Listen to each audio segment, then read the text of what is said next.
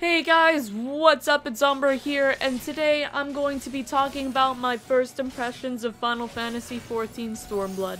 Bear in mind, I am not max level yet, nor have I completed the story so far, but I have had a good chunk of the story. I'm about 70 story quests in, and I'm level 64 on my main class at the moment, which is Dark Knight. Although, I'm terrible at tanking, which is ironic. But anyways, I want to talk about specifically how I've been enjoying Stormblood so far and my experiences with it. So, as we all know, Stormblood came off to a bit of a rocky start. It's been about nearly 2 weeks since the game came out, and next week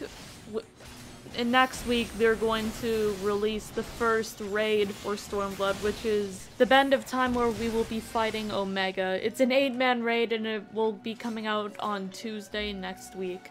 Now, from what I know so far, there is a 24-man raid that's going to be coming out with the next update, so like 4.1. I don't know when that's coming out, but it's going to be called Return to Ivalice, which is an Ivalice-themed raid.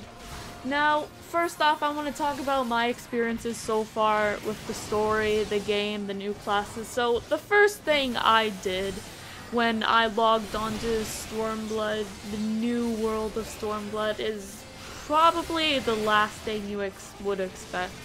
The first thing I did is I went to Ishgard to pick up the new Dark Knight quests, because I am a sucker for the Dark Knight quests, especially like the last quest of the Dark Knight. So I picked up the quest, and then what I went to do was I went to Umbruhh to pick up the Red Mage and the Samurai. And so I tried out the Red Mage and the Samurai. First off, I tried out the Samurai because I love doing melee DPS classes. So I tried it out, and it was really fun. Like, I really enjoyed it. Like, it's fast-paced, does a lot of damage, not as much utility as I'm used to, because I main ninja in Heaven's Ward. So, I mean, it's still a pretty fun class, but not as much utility, and it sometimes feels slow-paced. It could be because of the Yaijutsu actions, but again, it's still a fun class, but I'm not sure if it's gonna be my main. And then I tried the Red Mage, and I thought Red Mage was gonna be more melee oriented, but turns out it's not really. It's quite complicated, actually. It's like one of those classes that are difficult for people trying it for the first time, but once you get the hang of it, it's actually not too bad. But I tried just doing melee with my Red Mage. I end up dying like really quickly. So, I mean, it genuinely does look like a really fun DPS class with tons of versatility. I just need to get the hang of it so far. So I haven't really done much with my Red Mage. It's still sitting at level 50, while my Samurai is like level 57. I was gonna level it up to 60 and then proceed with Stormblood, but then I got tired of waiting and I wanted to get through the story now, so I went ahead and started leveling up my Dark Knight instead, because DPS queues, if you guys don't know, they are insane. Like, it takes like more than 30 minutes to find a duty with a DPS. Like, that's what it usually says, like it takes forever. With tanks and healers, it's nearly instant, so you'll be wanting to bring one of those classes. You'll have an easier time is what I'm trying to say. And since that Dark Knight's my favorite tank at the moment, besides the only tank I have at level 60, I decided to go with it instead, and so far I'm enjoying it. It seems that it's a little bit harder to keep aggro this time around. It could just be me being a bad tank, a scrub noob lord, but I'm not sure. And so gameplay-wise is the changes to my other classes. I'm kind of disappointed they removed some actions, but I mean, like, they got rid of abilities like Delirium for Dark Knight, although they added a new ability called Delirium, but it doesn't do the same thing as like the attack ability before. And Ninja, they got rid of Dancing Edge and Mutilate, and they got rid of the poison, so now they're just action traits rather than like actual abilities that you have to equip before going into a fight. So so in a way they kind of dumbed down Ninja a bit, but it's still a pretty fun class with a lot of utility. Now next off, I want to talk about the new zone. So far I've made it up to Yanxia. I'm really looking forward to going into the Azine Steppes because of my interest in the lore of the Alra since I recently switched to an Alra. So I've been enjoying the new zone so far. Girabania, I've only visited the peaks and the fringes so far. They don't really appeal to me that much compared to like some of the other zones I visited and authored. So far, Rhalgr's Reach is kind of just like your typical endgame city. It doesn't really interest me that much.